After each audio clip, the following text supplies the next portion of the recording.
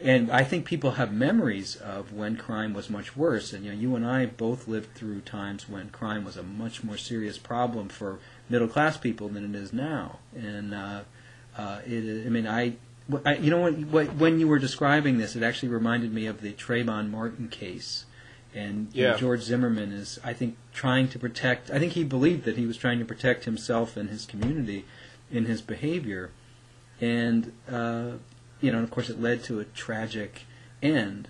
And he had once been the victim of a crime, and I think that colored his view, perhaps literally colored his view. And I know where he's coming from, because I was also the victim of a couple of serious crimes, and that inevitably, as a young man, I really carried it with me, and I actually feel some sympathy for George Zimmerman. If he had been not allowed to be in that situation with a gun, his human frailty would not have resulted in the death of another human being. I'm in no way defending what he did, but I think he was I think kind of trapped by the dynamic that you just described. And he felt a fear towards Trayvon Martin that was completely unjustified, but I suspect was very real in his, in his own, in his psyche, and it led to, to a completely needless death.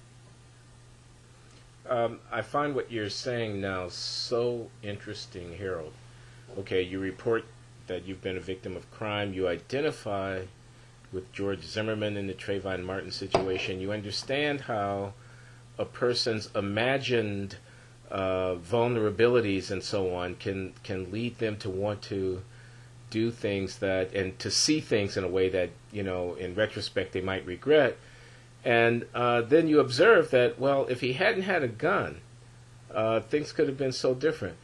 And man, I can really relate to that. And I mean, I've been robbed twice at gunpoint over the course of my, meandering life. And I mean, I know a little bit of something. I mean, I haven't been humiliated, beaten, whatever. That's enough. A gun pointed in your face, man. You do not want that experience. Believe me, you don't want that.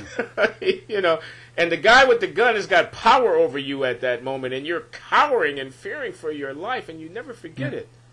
Yeah. So, it's a very real thing. And